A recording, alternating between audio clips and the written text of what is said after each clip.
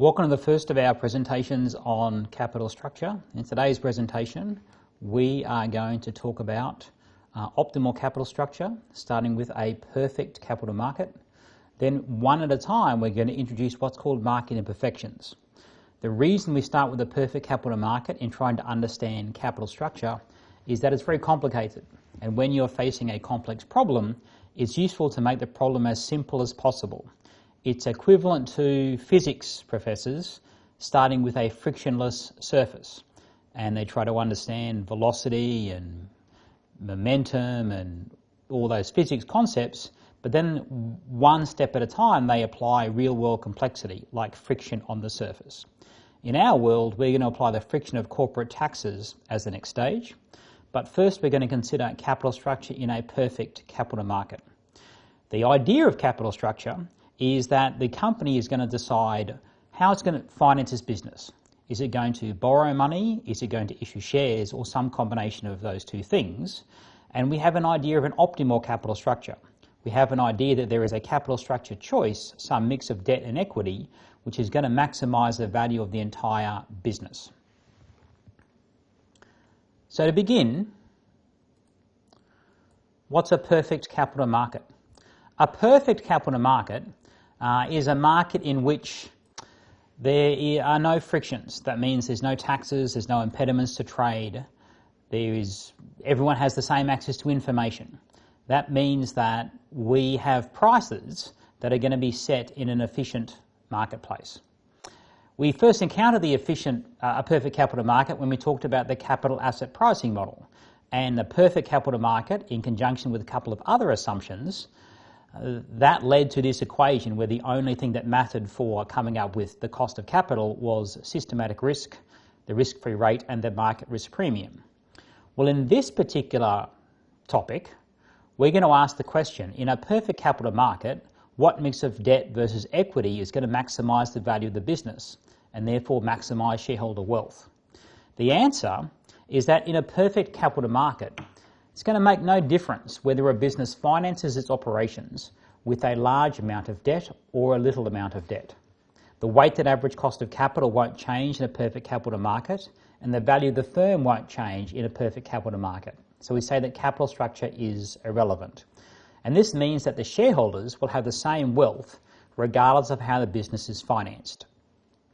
Now let's expand on a couple of those topics. First of all, why is it the case that if you maximise the value of the entire business, that is, if you maximise the value of the entire enterprise, why does that maximisation of value all flow to the shareholders? And that's because of the nature of contracts. The company has a contract with the lenders, and the shareholders have a contract with themselves, and the contract with the lenders say the lenders are entitled to a series of interest payments, and if we were talking about corporate bonds, we would say the bondholders are entitled to a series of coupon payments, plus there are payment of face value at maturity. So the lenders are entitled to these contractually bound payments, but the lenders don't get any upside. They don't get any extra payments if the company can do something, whether it's changing its mix of debt versus equity or taking on a new project or changing the CEO. If the company does anything to increase the value of the business, nothing in that contract with the lenders changes. The contract doesn't say you're going to have $50 of coupon payments every 6 months, plus another $10 if the share price increases. It simply says you're going to get a series of promised payments. This contract makes sense because the lenders get paid first. The lenders have to be paid their interest payments, their coupon payments, their repayment of face value at maturity, any other payments that they're owed, before the shareholders receive dividends. And if there's some asset sale, the lenders have to be paid first before the shareholders receive some benefit. So if you take an action which boosts the value of the business, the value of the debt won't increase significantly. It might increase to a small degree because the probability of default has come down, and the likelihood that the lenders get paid more money if there is a default goes up, but that's a small increase in wealth. The shareholders in general receive most of the value from an increase in the value of the whole enterprise. Why is it the case that in this perfect capital market, it doesn't matter what you do to capital structure, you don't change the value of the business? We observe companies all the time make very careful decisions about whether they're going to issue debt or repay debt or do share buybacks or pay dividends. Companies are making these capital structure choices all the time. But that's the real world. We're going to get to the real world in a few minutes' time. But we're going to start with this perfect capital market, and we're going to see that this capital structure decision is just a complete theoretical idea because it doesn't change the value of the business. And then we're going to see how things change when we gradually introduce more real-world complexity. And we're going to understand why companies spend so much time thinking about capital structure. So be patient. Be patient. At this point in the presentation, if we were in a face-to-face classroom, there would be all number of hands up. People would be saying, but wait a minute, Domino's just issued new debt. Wait a minute, GM just announced a share buyback. Why are they doing this, right? You don't tell me capital structures are relevant. We'll get there, but we have to start somewhere. So let's revisit our valuation equation. And our valuation equation says that enterprise value is the present value of expected cash flows. And we had a particular definition of those expected cash flows. We said it was after-tax operational profit, but in a perfect capital market there's no taxes, so we just have after-tax earnings before interest and tax. The second step was going to reverse any non-cash items that were incorporated into the income statement, like depreciation. And thirdly, we were going to reverse any cash flows, or incorporate, I should say incorporate any cash flows that did not flow through the income statement, like capital expenditure or change in working capital. They were our two common items in our examples. The discount rate that we're going to use is going to be the weighted average cost of capital, which we encountered in our previous presentation, but the tax rate's now 0. So you will see the weighted average cost of capital in the forthcoming examples is the cost of equity times the proportion of equity used to finance the business, plus the cost of debt times the proportion of debt used to finance the business. Now, in our previous presentation, in this cost of debt section, you would have seen 1 minus tax rate appear just here.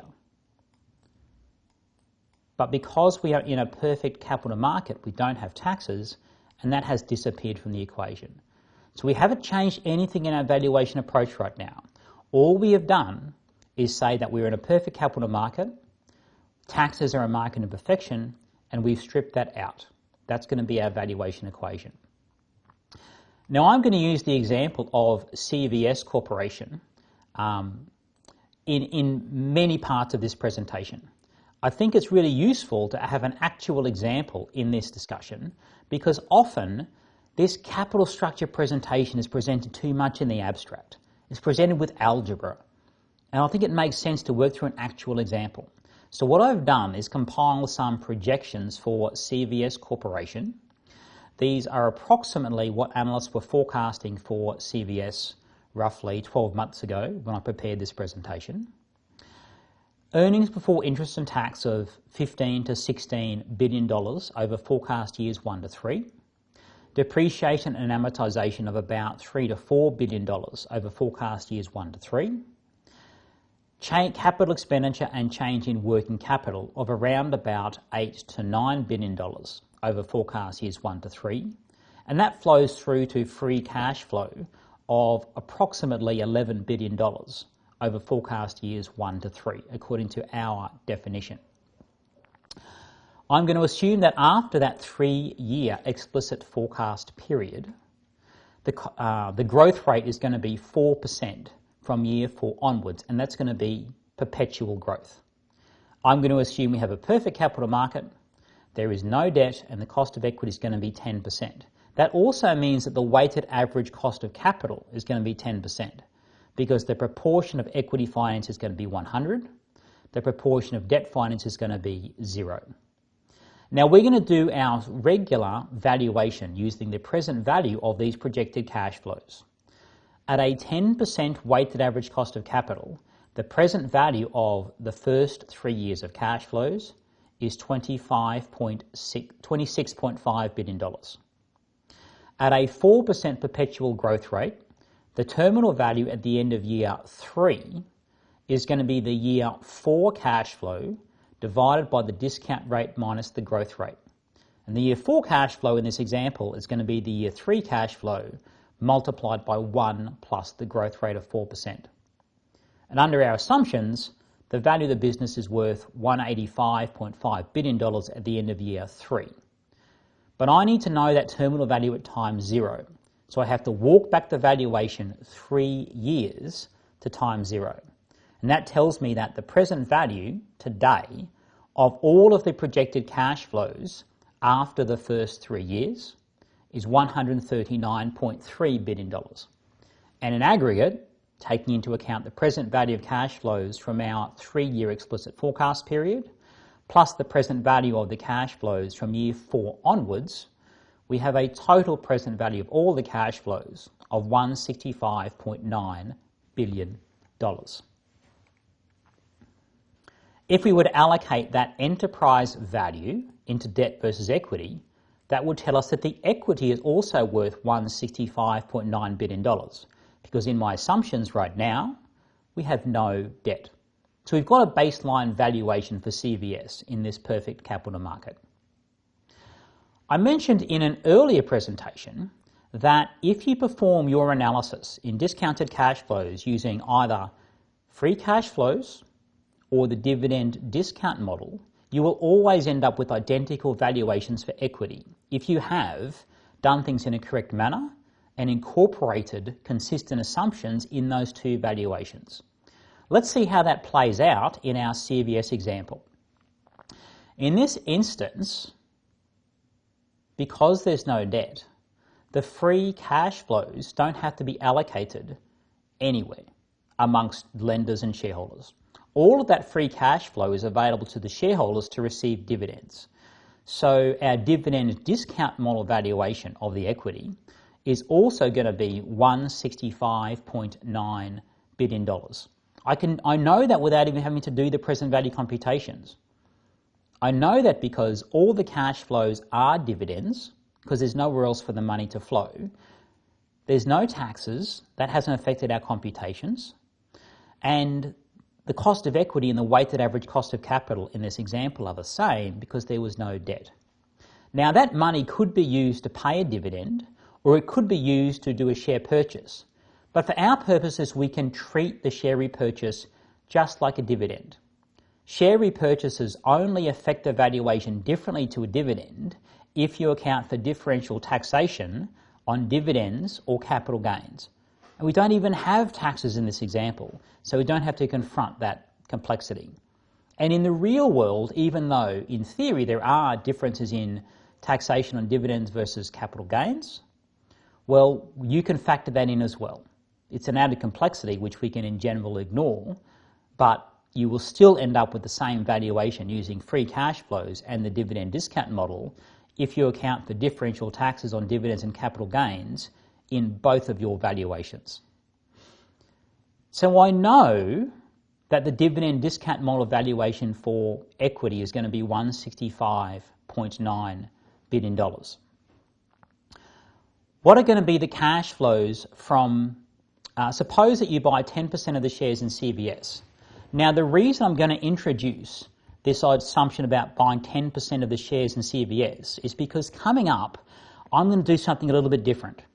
I'm going to say, suppose we had an alternative version of CVS in which CVS was financed with some debt and some equity. And we're going to work through an example where an investor might buy 10% of the shares and buy 10% of the debt in CVS. I haven't introduced that yet, but that's why that I'm going to say, suppose an investor buys 10% of the shares in CVS. I want to work out what the cash flows are for this investment in forecast year 1. And then what I'm going to do is compare the cash flows you would get if you bought 10% of the debt and the equity in a version of CVS which has two sources of finance, and we're going to see what your cash flows are. So as a starting point, the free cash flow in my example right now is $10.6 billion. It's also the dividends because there's nowhere else for the money to flow in terms of that cash flow. There's no lenders to be repaid. So all that money is going to flow through to dividends.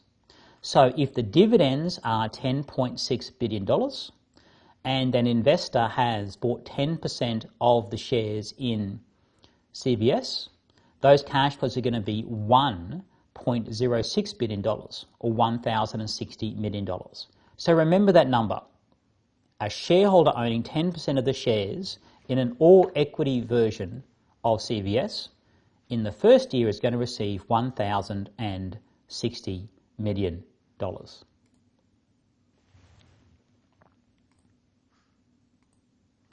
Now let's consider an alternative version of CVS. In the alternative version of CVS, everything is the same in terms of operations, but there's going to be one change. And that change is going to be, in this alternative version, that CVS is going to borrow $20 billion at an interest rate of 5% forever. Now that's the simplest assumption that I can make about corporate borrowing for CVS. It's one amount of debt, there's no principal to repay, and it means that every single year CVS is going to make payments to those lenders of $1 billion forever. What are going to be the cash flows to the lenders and what are going to be the cash flows to the shareholders in this example? If you buy 10% of the debt and 10% of the equity in CVS, here's going to be your cash flows. The interest payments are going to be $1 billion in year one. That's going to leave $9.6 billion available for dividends.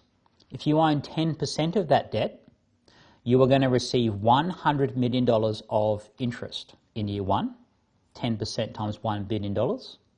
And if you own 10% of the shares in CVS, you'll receive 10% times $9.6 billion of dividends. You'll receive $960 million of dividends. So your total cash flows, if you invested in 10% of the debt and 10% of the equity in this alternative debt finance version of CVS, that's $1,060 million. Well, what's the implication of that? Compare these two versions. If you buy 10% of CVS when it has no debt, you get $1,060 million. If you buy 10% of CVS when it has some debt, you receive $1,060 million. So those two investment opportunities offer the same prospective cash flows, and it's going to be the same in every year. Look at this free cash flow and look at this split up of the cash flows flowing through to interest and dividends. It's identical regardless of whether you had the all-equity version of CVS or whether you had the debt plus equity version.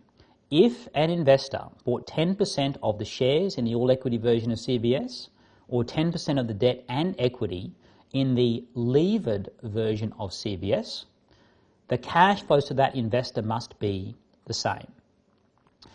Now, we've got plenty of smart people in the class, and you would work out that, well, if I have these two investment opportunities and they were trading at different prices but offering the same cash flows, I would buy the cheaper investment opportunity. But everybody would do that, and everyone would buy the cheaper investment opportunity and push up the price to the point where the total amount of money they would have to pay for those two alternative versions of CVS would end up being identical. The valuation of CVS with no debt would be $165.9 billion as an enterprise value. And the enterprise value of CVS with debt would end up being $165.9 billion. It has to be the same because there's been no change in the risk to CVS. All we've done is split up the cash flows amongst interest and dividends. We've got investors competing in a marketplace where they all have good information because we're in a perfect capital market. So informed investors would sell the expensive investment, buy the cheap investment, to the point where these two alternative investments end up at exactly the same price. And that's the idea of arbitrage-free prices. So when you look at CVS with debt, it would be allocated as $145.9 billion of equity and $20 billion of debt. Now I know what you're thinking. You're thinking, wait a minute. You talk about this idea of arbitrage-free prices, but isn't it the job of thousands of people around the world to identify mispricing? Didn't we just have a market efficiency presentation where you told us that there is some degree of market inefficiency out there where people are desperately trying to identify opportunities to maximise returns given the level of risk? Or in other words, trying to earn positive abnormal returns? And even some of those opportunities might be what's called a true arbitrage. An arbitrage, which are very hard to identify, is where you have a positive payoff with no risk and no upfront payment. So it's a risk-free positive payoff with no capital required. And some people are in the business of trying to identify those arbitrage opportunities. So sure, in the real world, that's someone's job. But we're not yet in the real world. We'll get to the real world in a moment. This is simply saying that if you had a perfect capital market, and you have two investments that are identical, with the exception of their debt versus equity decision, those two investments have the same valuation. And we'll get to real world frictions coming up. The other way we can get to this answer without introducing arbitrage-free prices is with the idea of home-made leverage. Ignore the fact that CVS could take on debt. That's the alternative version of CVS. Just take the all-equity finance version of CVS. And suppose, again, that you own 10% of the shares in CVS. To buy those 10% shares, you would have to pay $16.6 billion. Right? That's the valuation for CVS that we worked out earlier. We worked out that it was worth $165.9 billion in aggregate. You want to buy 10% of it, you have to pay $16.6 billion. But you decide, I want to do something different. Right? I want to borrow money. You want to own 10% of the shares, but you don't have enough money. You've only got $14.6 billion. So you go to the bank and you borrow $2 billion to make up the shortfall. Now, I'm not doing this. My portfolio is a little shy of $14.6 billion, but some people are. The Bloombergs of the world, perhaps. They could make this investment and still have money left over. But this person decides to finance with $2 billion of debt and borrows at 5% to make this investment.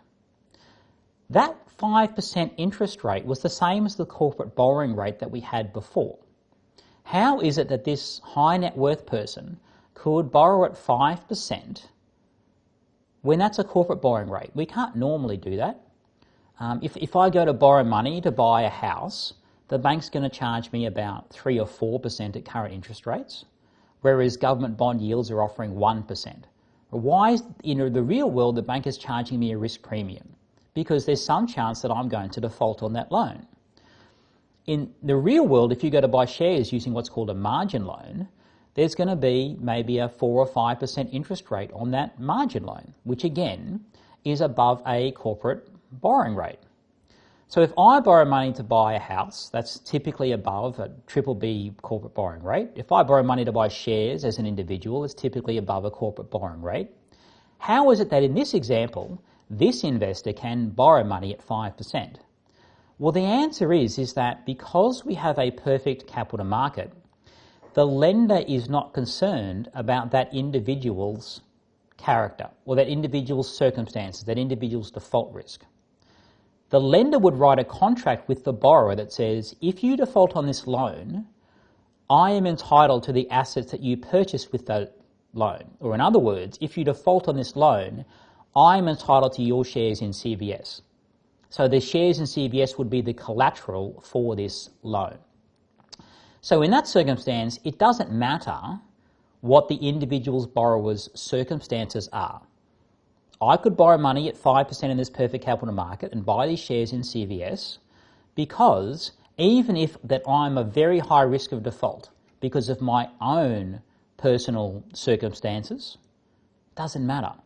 All the lender is concerned about is whether the shares in CVS are going to be worth enough to pay off the loan if I default.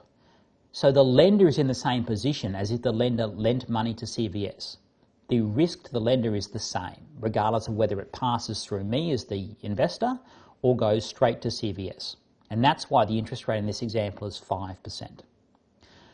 In this example, let's work out what our cash flows would be in year one if you bought 10% of the shares in CVS, financed with $2 billion of debt and $14.6 billion of equity. The dividends are going to be $1,060 million. That was 10% of the total dividends of CVS. You're going to pay interest at 5% on a $2 billion loan, so pay interest of $100 million. So the investor's net cash flows are going to be $960 million after paying off the loan. $960 million of cash flows on a $14.6 billion equity investment. Now I want you to consider two alternative investments. If CVS borrowed at leverage of $20 billion and won $46 billion of equity, so debt to equity of 13.7%, or you, or the investor in my example, buy 10% of the shares in CVS with this borrowed money, the cash flows to the shareholder were $960 million. If CVS doesn't borrow, but you borrow money at a 13% debt-to-equity ratio to buy 10% of the shares in CVS, your net cash flows are $960 million. So if CVS borrowed money and you invested money in the levered shares of CVS, you get $960 million. That was our earlier situation. In the homemade leverage situation, if you borrow money, you took your $2 billion and buy 10% of the shares in the unlevered CVS, you get cash flows of $960 million. So the point is that you get the same net cash flows, regardless of whether CVS does the borrowing, $20 billion, or you do the borrowing of $2 billion and buy 10% of shares in the unlevered CVS. So, CVS isn't doing anything by borrowing money that shareholders can't do for themselves. If you want to take on more leverage, which is we're going to see is going to increase the risk of your investment and therefore earn higher returns on investment, you can borrow money and increase the leverage of your portfolio. If you want to allow CVS to do it, well, that would be fine, but you don't have to. You and I could have very different choices as to how much leverage CVS could take on. Some of you might have high risk tolerance, so you want CVS to take on heaps of debt, which as we're going to see coming up, is going to increase the returns and the risk to shares in CVS. Some of you might have lower risk tolerance. You don't want CVS to borrow money, and that would have lower returns and lower risk in CVS shares. But in a perfect capital market, CVS doesn't have to make that single choice for all the shareholders. All the shareholders can borrow money on their own account, and investors with high risk tolerance could have lots of borrowing and little of their own money down. Shareholders with low risk tolerance could have no borrowing and put in more of their own money, which decreases their returns but also decreases their risk. They can have their own leverage preference. So this means that none of us as investors is going to increase the price that we're prepared to pay for shares in CVS because CVS does something clever with its capital structure. If the CEO makes an announcement that says, shareholders, I'm doing you a favour. I'm going to juice up your returns by taking on leverage and do a share buyback, you would say, well, whatever, I don't care, because I've already achieved my own leverage choice. If CVS increases leverage and the shareholder prefers less risk, therefore less borrowing, the shareholder could reduce the amount of debt used to fund that investment. If CVS decides to decrease leverage, the shareholder again shrugs and says, well, if I prefer more debt, I'll just borrow more money and buy more shares. So none of these investors are going to pay one additional cent for a share in CVS because CVS changes its capital structure.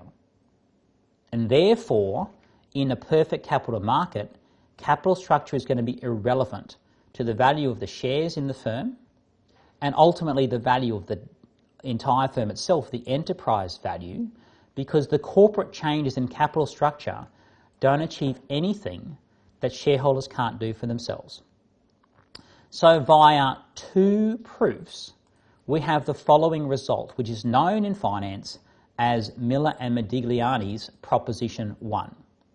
In a perfect capital market, changes in corporate leverage make no difference to firm value. The value of the firm without debt is going to be the same as the value of the firm with debt. Or in our example, the enterprise value of CVS without leverage was $166 billion and with leverage was $166 billion. It hasn't changed. The value of the unlevered firm is the value of the levered firm. That's just a different way of writing the above expression. And for convenience, we often write VU equals VL, which is just saying the value of the unlevered business equals the value of the levered business. The first proof was arbitrage-free prices. The idea was that if you have firms which are identical except for the amount of debt, and you buy 10% of the debt and 10% of the equity in both of these firms that are identical except for the capital structure choice, you end up with the identical cash flows as the investor.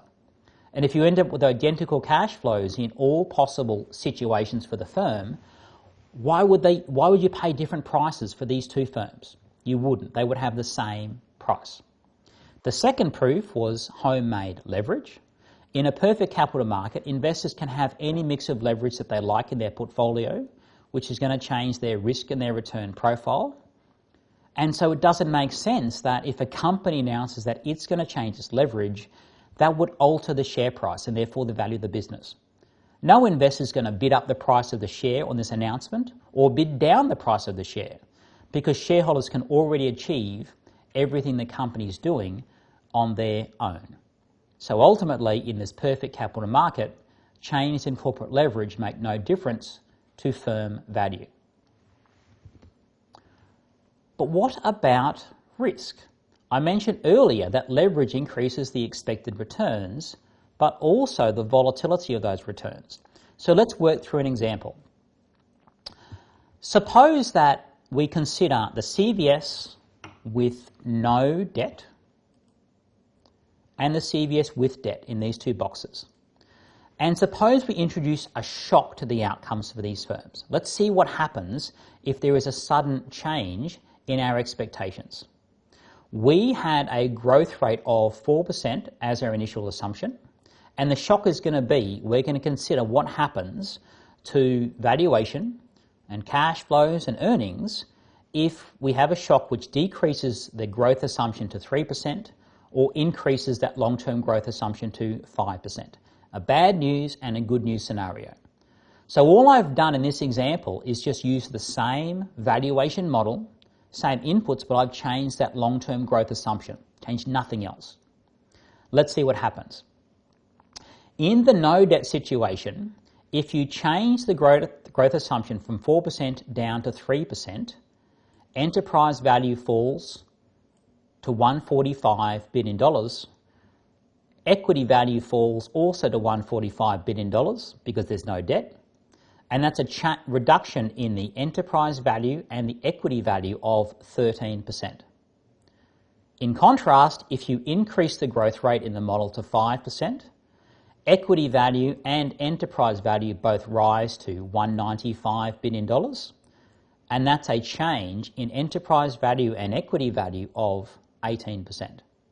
So focusing first on the equity, if you change the growth rate for the unlevered version of CVS down or up by 1%, you shift the valuation by 13 to 18%. Now consider the levered version of CVS that has $20 billion of debt. With this levered version of CVS, if you change the growth rate, of course the enterprise value is the same as for the version of CVS with no debt. Remember that our definition of cash flows was independent of leverage. Nothing about interest affected our definition of cash flows. So the cash flows haven't changed. We've also established via Miller and Modigliani Proposition 1 that the value of the business, the enterprise value, is the same under the no debt and the debt case. The value of the leveraged business is the same as the value of the unleveraged business. So enterprise value is $145 billion at a 3% growth rate, and enterprise value is $195 billion at a 5% growth rate. But what happens to equity? Equity under the leverage situation is $125 billion under $20 billion of debt, and equity is $175 billion under the 5% growth scenario, because we just subtract the amount of the debt. What does that mean for percentage change in the equity compared to its baseline of 146? If growth declines to 3%, equity value falls by 14%. It falls by $21 billion on $146 billion. That's a decline of 14%. If growth is 5%, equity value goes up by 20%. It goes up by $29 billion on its base of $146 billion. So here's the key point. With no debt, a 1% change in our long-term growth rate changed equity value by 13% to 18%. But with $20 billion of debt, a 1% change in the long-term growth rate changed the equity value by 14% to 20%, that should read. 20%. So you get this bigger range of outcomes when you put leverage in the business. And that's what risk is. It's a bigger dispersion of outcomes. So no debt means a low dispersion of outcomes for shareholders. High debt means high dispersion of outcomes for shareholders given some shock. Now we could have changed other assumptions. The growth rate assumption was just convenient. It could have been a shock to EBIT. It could have been a catastrophic event like we're observing right now with a pandemic. Right? These things are going to affect leveraged companies more than unleveraged companies. Let's see what it means for earnings. That was focusing on valuation. Let's see what it means for earnings. What happens if EBIT declines by 10% in each forecast year? So I've taken, in these first three columns, this is the no debt situation. In the next three columns, it's the $20 billion debt situation. And I have just shifted down EBIT by 10% in those forecast years. So EBIT starts at $15.2 billion, could go down or up. Oh, apologies, that was the original EBIT line. If I shift all of those numbers down by 10% in forecast years 1 to 3, that's a 10% reduction in the EBIT. Let's see what it does to net profit after tax. In the no debt situation, interest was 0, so pre-tax profit is the same as net profit after tax. Income to expense is nothing because it's a perfect capital market, there's no taxes. So net profit after tax is the same as pre-tax profit and the same as earnings before interest and tax. So in the no debt situation, a 10% reduction in EBIT flows through to a 10% reduction in net profit after tax. But in the leverage situation, things aren't so rosy. We've got $1 billion of interest every year. So we have pre-tax profit in my example of $12.4 billion, $12.7 billion and $13.4 billion. There's still no income tax expense, and that means that net profit after tax is the same as the pre-tax profit of $12.4 billion rising up to $13.4 billion. But that is an 11% reduction from the original net profit after tax.